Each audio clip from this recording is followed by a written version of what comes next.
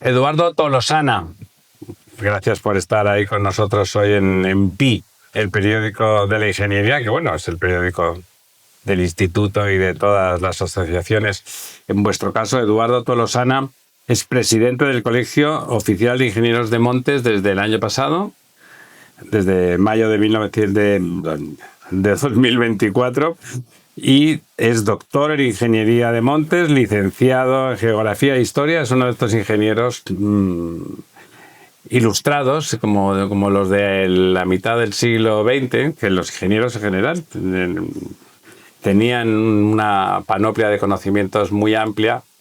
Erais pocos, bueno, éramos, pero tú eres joven, o sea que no estabas en esa mitad del siglo XX, recién habías nacido. Por poco. Recién habías nacido con suerte, ¿no?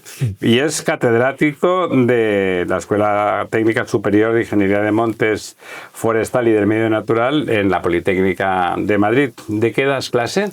Pues doy clase de aprovechamientos, doy clase de educación ambiental, que es una variedad extraña. Sí. Y de incendios forestales. No, en aprovechamiento y gestión y por lo tanto, bueno, eso que si me lo permites, casi cada vez que yo soy muy amigo de Carlos del Álamo y siempre hablamos de esas cosas. Cada vez que hay un verano de estos tremebundos, se gira uno hacia el amigo de ingeniero de montes que te han contado desde siempre cómo habría que hacer las cosas y que nunca se hacía así y que eso acaba en incendios de sexta generación. ¿Estás de acuerdo en que realmente no se hacen las cosas de la forma adecuada? Bueno, lo primero que hay que decir es que no todos los incendios fuera de control, fuera de capacidad de extinción son de sexta generación. Adiós, gracias, ¿no? Se ha puesto muy de moda esa terminología que responde a una realidad meteorológica generada por los propios incendios, pero hay incendios que sin llegar a ser de sexta generación alcanzan producen tal energía que es casi imposible combatirlos de forma rápida. Hay que esperar la ventana de oportunidad. Eso quiere decir para los profanos, Eduardo, que hay que casi que esperar a que se apague. Bueno, que esperar a que se apague o que esperar a un momento en que por el cambio de las condiciones meteorológicas o por el cambio de las condiciones de combustible o de las condiciones del relieve sea más fácil atacarlo. Eso, en general, con los grandes incendios forestales que salen de la capacidad de extinción, lo que ocurre es que hay que retrasar las líneas de ataque, hay que dejar un espacio, usar el fuego técnico muchas veces para que no se encuentre combustible cuando llegue, pero en todo caso, bueno, sacrificar muchas veces cierta superficie porque el directo es imposible, no está fuera de capacidad de extinción. Y efectivamente la falta de gestión que proviene del abandono rural en gran medida, pero también proviene de una falta de inversión por parte de la administración. Claro.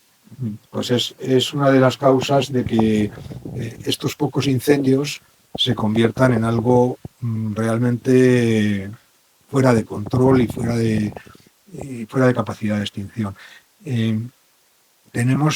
Aquí hay muchos factores, ¿no?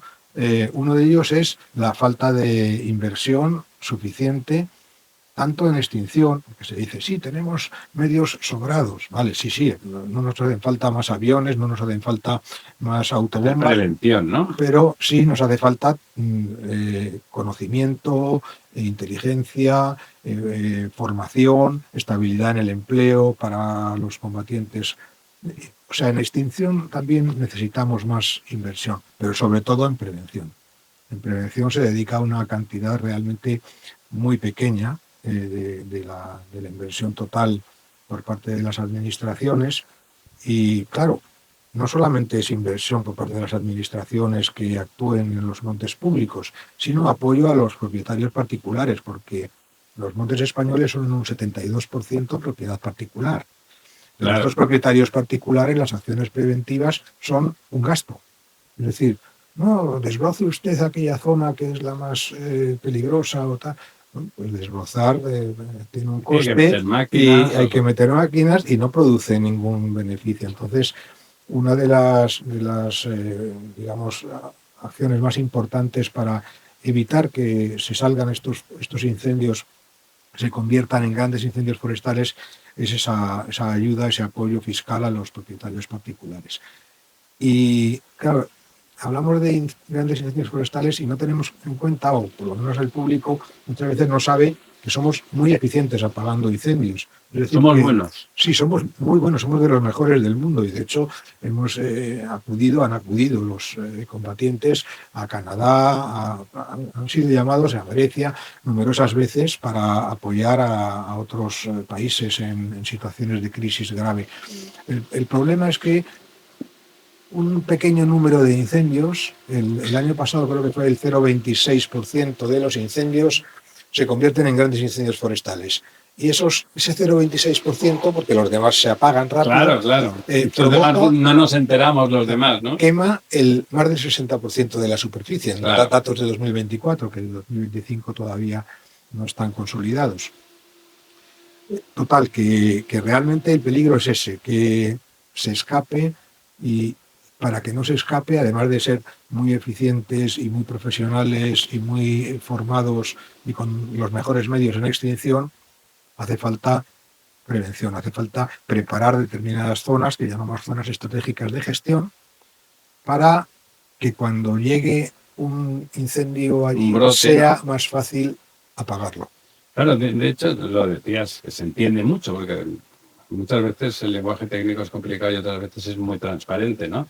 Llamabas combustible a toda esa maleza, a todo ese monte bajo seco que se quema rapidísimamente. Eso que coges y para hacer la barbacoa te sirve para arrancar todo, por arrancar el fuego, porque realmente es muy eficiente.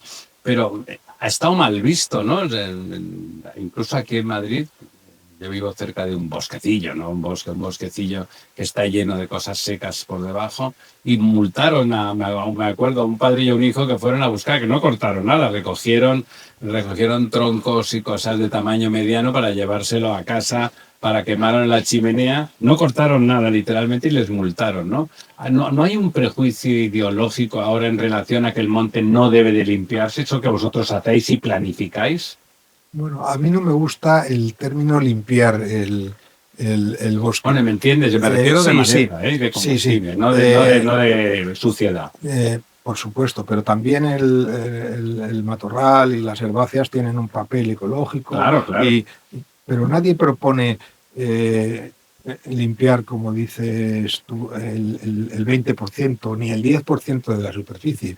O sea, lo que proponemos son muy puntuales, exactos, muy puntuales. Hoy tenemos herramientas de simulación de trayectorias de incendios que permiten localizar los puntos clave, esas zonas estratégicas de gestión, donde priorizar las actuaciones preventivas. Y luego otra zona que es muy importante, eso quizá es otro factor clave, es los alrededores de los núcleos habitados. Claro, hay que jugar la vida de las personas. Exacto, y además hay una paradoja, que es que hay una obligación de elaborar planes de autoprotección, planes preventivos por los ayuntamientos, por las urbanizaciones incluso, y a veces se redactan, pero luego no se implementan adecuadamente. Entonces, el esfuerzo de los bomberos forestales y de todo el dispositivo de extinción se tiene que centrar muchas veces en defender, como es lógico, las vidas y las propiedades de la gente de los pueblos. Y entonces se abandona lo que está quemando zonas no pobladas y ahí se produce a veces una propagación descontrolada y cuando ya quieres acudir a... Ya no hay más. Entonces, si se ejecutaran esas actuaciones de prevención y de autoprotección en los núcleos habitados o también en los polígonos industriales, en cualquier tipo de zona edificada, sería más sencillo. Una pregunta, porque aquí en el instituto justamente se está poniendo énfasis en aquellas actuaciones que son técnicas, porque esos planes de prevención de incendios respecto del incendio natural, seguro que los hacéis los ingenieros de montes y forestales. O sea, es un ejercicio de ingeniería. ¿Es obligatorio primero? Bueno, en la normativa dice profesionales competentes y yo entiendo que los profesionales competentes... Pero ¿es obligatorio que exista el plan? Por supuesto que lo tiene que hacer después el ingeniero de montes, pero ¿es obligatorio el plan? En las zonas de alto riesgo... ¿Es exigible? Sí, en las zonas de alto riesgo de incendios forestales es obligatorio, si no recuerdo mal, desde 2013. El asunto es que muchos ayuntamientos, por dificultades presupuestarias o por otras prioridades, no estaban elaborando esos planes. Entonces tuvo que intervenir la Fiscalía, si no recuerdo mal, a instancias de Greenpeace, para mandar una circular a los ayuntamientos situados en zonas de alto riesgo de incendios, que eso es una clasificación que hacen las comunidades autónomas, y recordarles que podían llegar a tener responsabilidades civiles e incluso penales si no redactaban esos planes. Entonces, a raíz de esa llamada de la Fiscalía, pues sí que se produjo una redacción casi masiva de esos planes. Pero no una cosa es redactar y sí. otra cosa es ejecutar, implementar. Claro, que no es... ¿No deberíamos, Eduardo, de exigir eso? Por ejemplo, desde esta casa, desde el Instituto de la Ingeniería y desde la asociación, por supuesto, la asociación y el Colegio de Ingenieros de Montes, que sois los técnicos competentes. Pero habría que exigirlo en voz alta, ¿no? Porque es grave lo contrario. Sí, es uno de los puntos clave para que la eficiencia de la lucha contra incendios y de la prevención tenga éxito. El problema que yo veo, por lo menos, es que hay municipios que tienen unos presupuestos sobrados y que pues, están perfectamente capacitados para implementar. Incluso tienen técnicos que pueden en el propio ayuntamiento, pero hay pequeños ayuntamientos que deberían tener ayudas de las diputaciones, de las comunidades autónomas, pero ahí entramos en un peligro desde el punto de vista de la gestión forestal, y es que los presupuestos de los servicios forestales de las comunidades autónomas son muy exiguos. Entonces, si se derivan esos presupuestos exiguos a la protección de los núcleos habitados, etcétera, pues se reduce la gestión de... Eduardo, habría que aumentar esos presupuestos exiguos. Evidentemente. Porque luego, si hacemos números, nosotros los ingenieros hacemos números. Y si hacemos números, resulta que el beneficio por euro invertido en prevención se multiplica por 10 en lo que deja de quemarse, ¿no? Que no solamente beneficios directos en tanto a pérdida de recursos, sino daños ecológicos, daños a los suelos, que muchas veces son irrecuperables, claro. y emisiones de CO2. Se calcula que las emisiones que proceden de incendios de vegetación en general en el conjunto del mundo se ha estimado que pueden ser un 7,5% de las emisiones totales de gases de efecto invernadero. No es poco. Y en algunas zonas pues superan esos límites, y algunos años, claro, porque este año pues posiblemente tengamos más emisiones de incendios que de otras fuentes tradicionales que nos preocupan y que están en el foco, como el transporte o como la industria. Entonces, eso debería ser otra razón adicional.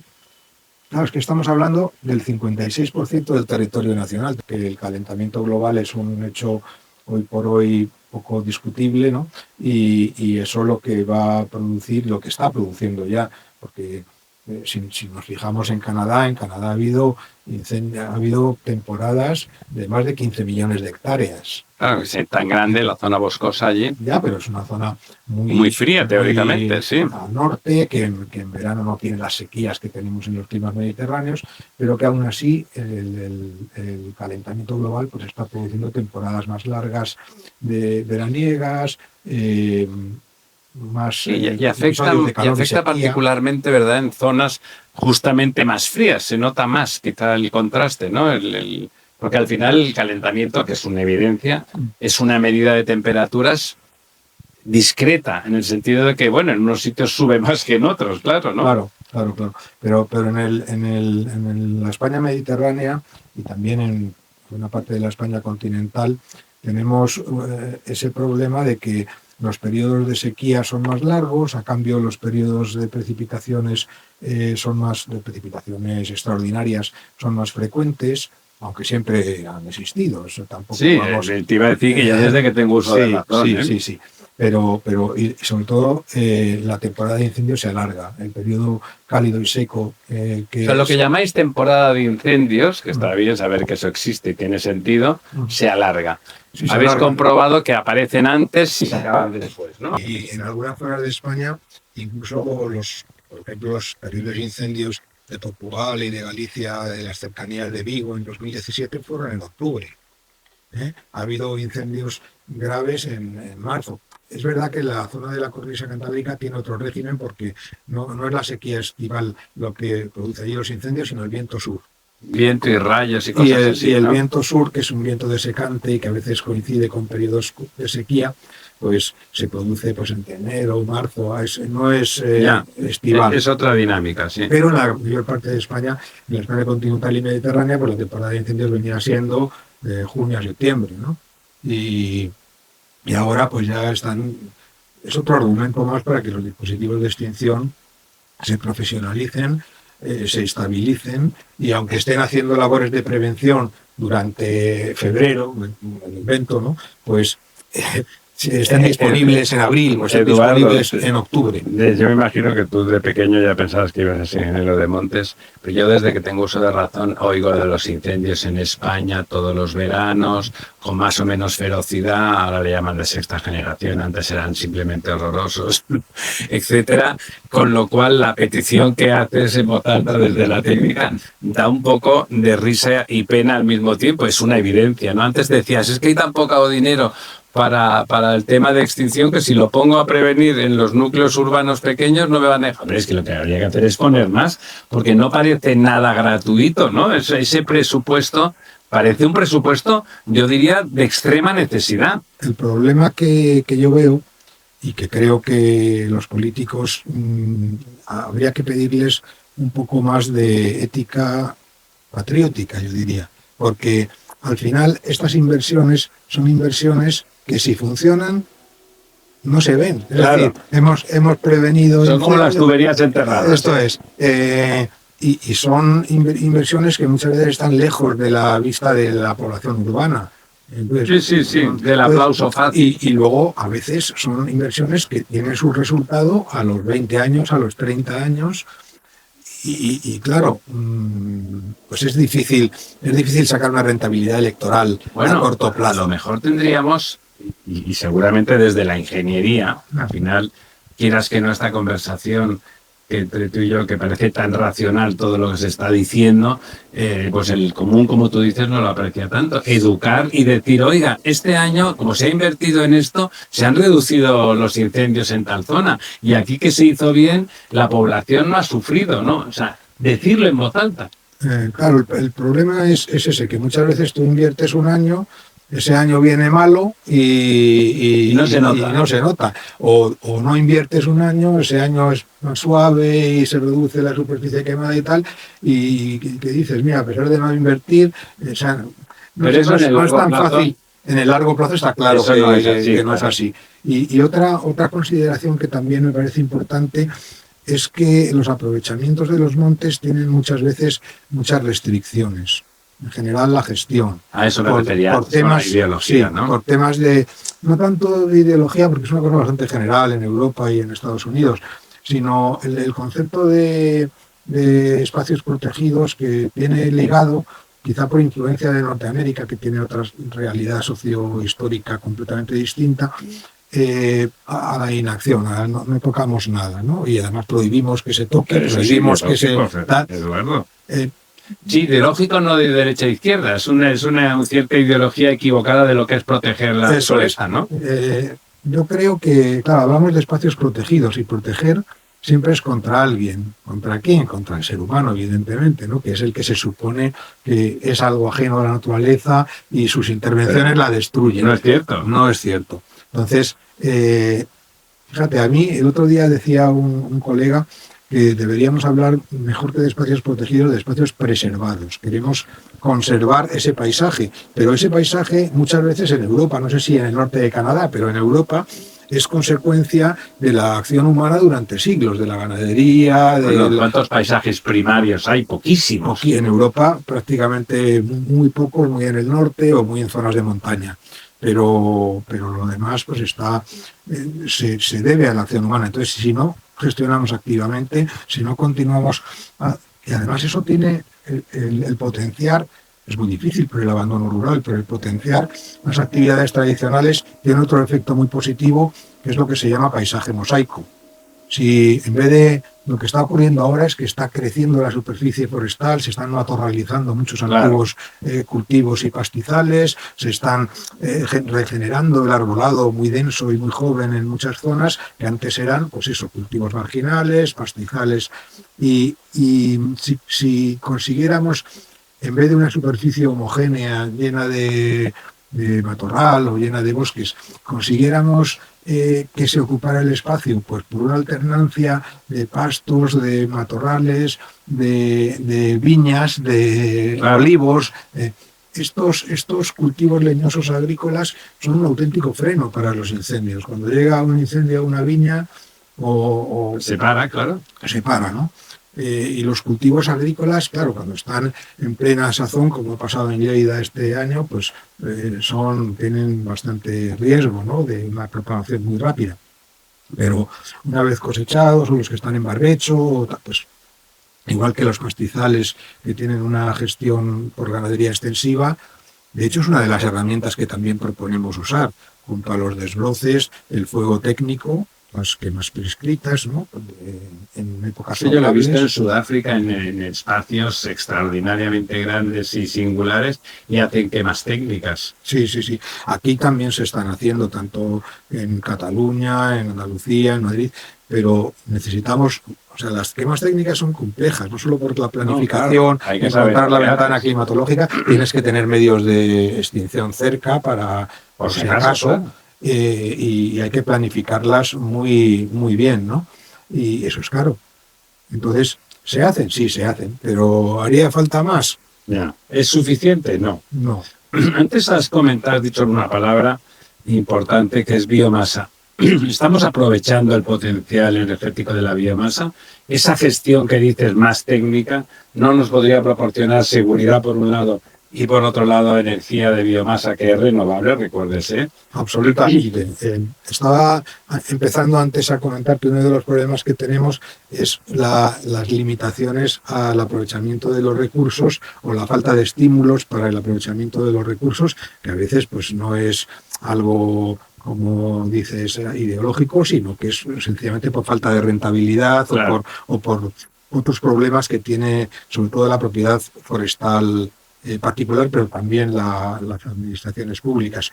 Y es que estamos aprovechando del crecimiento en madera de los bosques españoles solo el 35%. Esto quiere decir que todos los años el 65%, casi 40 millones de metros cúbicos de madera, se van acumulando y sumando. ¿Eso en energía qué significa? Pues significan millones de teravatios hora. O sea, una central o dos. Estamos hablando, sí, de una... Pero claro, el problema es que esa energía se puede aprovechar donde sea lógico y razonable y económicamente posible, viable, sí. se puede aprovechar, o si no, esa energía la van a liberar los incendios. Claro. La energía, como decíamos antes, el CO2 más todos los riesgos para los ecosistemas, para las personas, para sus bienes. Y eso sería otra de las patas, el fomentar el aprovechamiento sostenible de los recursos. Hay comunidades autónomas españolas y algunas provincias que no voy a mencionar, pero que están aprovechando el 5% del crecimiento de sus montes. Otras, por el contrario, están aprovechando el 70%, el 80%, bueno, donde tienen mejores condiciones para producir recursos forestales, madera o otras cosas, ¿no? Y yo creo que una de las medidas que también contribuiría a reducir la intensidad de los incendios, porque reduce la carga de combustible, pues sería fomentar este aprovechamiento, tanto reforzando el sector forestal, reforzando las administraciones que tienen poco personal, pocos presupuestos, como hemos comentado antes, como apoyando a los propietarios particulares que hagan una gestión activa.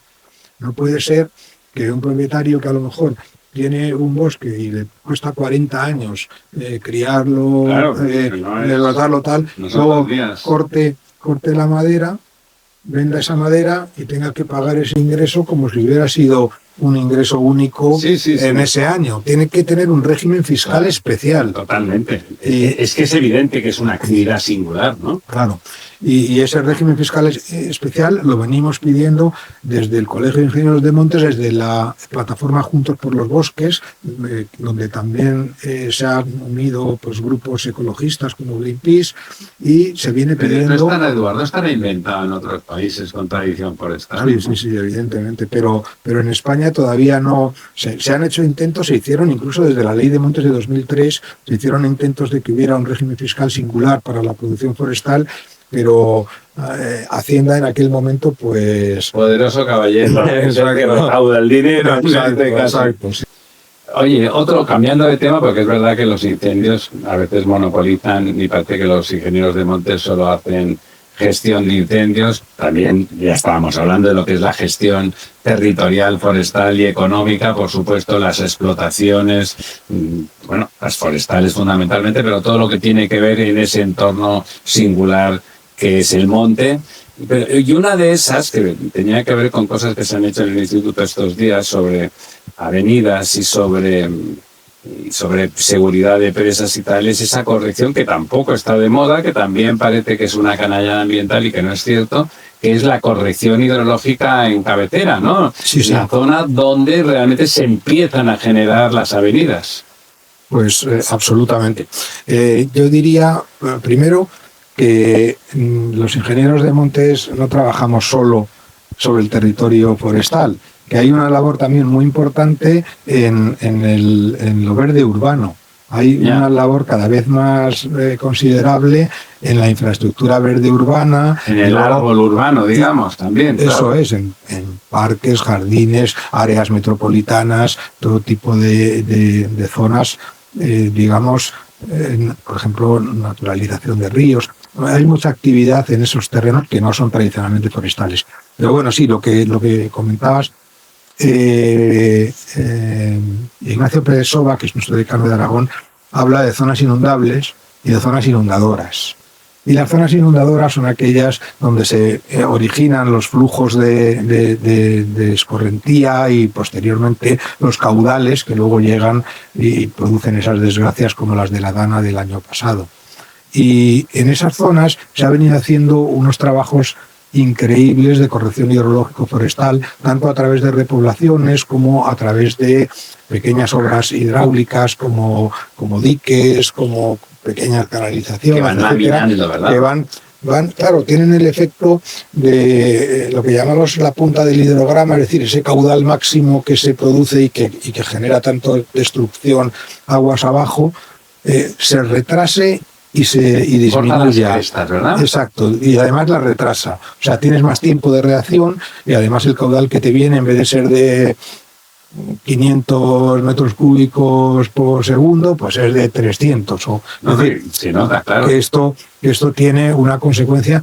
Y antes, hasta el año 2011, se mantuvieron los convenios hidrológicos forestales entre el Ministerio, entonces, no sé si era el Ministerio de Medio Ambiente, y las comunidades autónomas. Entonces había un apoyo y a las de las cuencas hidrográficas, a las comunidades autónomas, y eso desapareció desde 2011.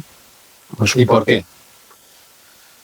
Pues es difícil. Técnicamente no está justificado. Técnicamente no está justificado. Yo creo que es un problema también político donde influye, que en fin, es un poco controvertido lo que voy a decir, pero quién se ponía las medallas. Y otra de las cosas que también es importante es el equilibrio entre lo que llaman agua verde y agua azul. En sitios con escasez de agua, si los bosques son demasiado densos, están evapotranspirando, claro, y se pierde agua se queda mucha agua. Se queda mucha agua. Eso sería el agua verde, ¿no? Entonces, hay ahí un equilibrio complejo, pero que nosotros sabemos calcular y determinar entre la infiltración, la evapotranspiración, los caudales máximos, y eso es un equilibrio que está muy regulado, aparte de por esas más o menos pequeñas obras hidráulicas, por la propia vegetación. ¿Cuántos ingenieros de montes hay en España? Pues mira, no lo tengo claro. Sé que somos 3.060 aproximadamente colegiados. Y las últimas cifras decían que están colegiados alrededor del 60% de los ingenieros. O sea que posiblemente seamos del orden de 5.000. ¿5.000 en total? En total, sí. Y hay muchos que no se colegian, no es una actividad muy regulada y que tiene que ver mucho con el visado, más que otras a lo mejor. Pues depende. El caso es que hay administraciones que lamentablemente, a No pesar de piden, que sea claro. obligatorio O sea, son los legalmente, funcionarios los que no se colegian, digamos. los funcionarios no se colegian. Tengo que decir que los profesores se colegian muy poco. Yo llevo colegiado desde antes de acabar la carrera, pero otros compañeros míos pues acaban pensando, ¿para qué quiero colegiarme? No necesito seguro de responsabilidad civil, no voy a Y no van a hacer proyectos que sean visados, tal. El caso es que hay un porcentaje, incluso gente que sí que hace proyectos, pero que los dirige a administraciones que no les exigen el visado, pues, y esa es una de las cosas que desde el Colegio y la Asociación de Ingenieros de Montes queremos potenciar. De hecho, hemos hecho una pequeña campaña, sin demasiado éxito hasta el momento, hay que reconocerlo, para aprovechar esta presencia mediática que hemos tenido este verano, que solo hasta el 31 de agosto, y solo el Colegio de Ingenieros de Montes, sin hablar de ingenieros técnicos forestales, hemos tenido 409 intervenciones en medios. Claro. Por el tema de que desgracia. No, pero en el año 22 fueron menos, en el anterior Ha ido año... aumentando, ¿no? Sí, vamos aumentando, vamos estando más presentes, lo cual es excelente, que los medios de comunicación nos consideren una fuente, no solo se acuerden, que me parece bien que se acuerden de los ecologistas, de los alcaldes, de los... Pero el que sabe hacer las cosas bien, claro. Efectivamente, los técnicos especialistas, pues aprovechando esto... Porque hay que decirlo, los ingenieros son los especialistas y las personas que acumulan la profesión, que acumula el conocimiento para resolver los problemas. No es hablando cómo se resuelven los problemas. No, claro, hay otras... Yo soy, de alguna manera, me gusta lo multidisciplinar. Entonces, para muchas cosas necesitamos meteorólogos, necesitamos biólogos, necesitamos el país, me refiero, geólogos, todo el mundo. Pero a la hora de actuar, lo que sabemos, qué hay que hacer, dónde hay que hacer, cuánto cuesta. Y el tiempo y forma, tiempo, ¿no? y espacio somos los técnicos, los ingenieros, y eso pues también yo creo que la sociedad lo minusvalora. ¿Hay vocaciones? Pues venimos sufriendo una pérdida de vocaciones como todas las ingenierías en estos últimos años, pero sorprendentemente en este curso en el que estamos hemos pasado de 70, 80 matriculados en primero en ingeniería forestal en el grado a casi 200. No sabemos por qué. Honestamente, no ha sido una consecuencia de los incendios, porque esas matrículas estaban antes del verano, la mayoría estaban antes del verano. Y no solamente hablo de las ingenierías, porque tenemos crisis todavía más agudas en agentes forestales, las FPs, digamos, de las formaciones profesionales, maquinistas forestales, operarios forestales. Hay que dar servicio a ese mundo rural, ¿no? Para que la gente tenga ganas de ir a trabajar ahí, sería la otra Absolutamente. cuestión. Yo diría que el abandono rural es difícilmente reversible. No vamos a volver a... Me gusta la expresión, abandono rural, no España vaciada. Lo que hay es abandono rural, pero por parte del Estado, ¿no? Se abandona, no se dan servicios. Claro, eso es. La verdad es que hay algunas iniciativas que me gustan. Por ejemplo, el Conéctate 35, que da servicio de internet vía satélite por 35 euros al mes prácticamente en cualquier punto de España. O ese plan que hay, que bueno, eso hay que hacer mucho, para que cualquier servicio se pueda prestar en cualquier punto de la geografía en 30 minutos. Tú tienes un ictus y en 30 minutos llega ahí una ambulancia medicalizada, una UBI. Eso, no, por supuesto, ahora no existe. Don Eduardo, pues un placer, y aquí está el periódico de la ingeniería para darle esa visibilidad que tienen que tener las ingenierías. La de Montes yo le diría que tiene futuro como comunicación porque está muy cerca de nuestra propia antropología. Venimos de los montes un poco, ¿verdad?